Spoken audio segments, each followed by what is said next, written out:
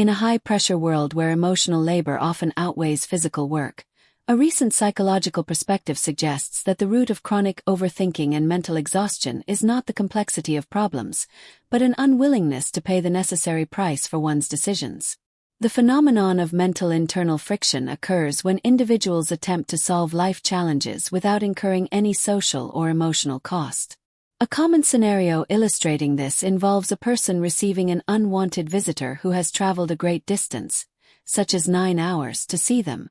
The internal conflict arises when the recipient feels guilty for not wanting to meet, effectively allowing the other person's effort to override their own boundaries.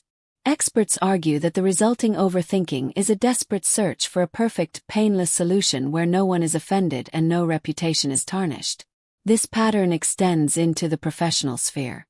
When an employee makes a mistake during a presentation or meeting, they often spend hours or days spiraling into thoughts of how to perfectly undo the damage.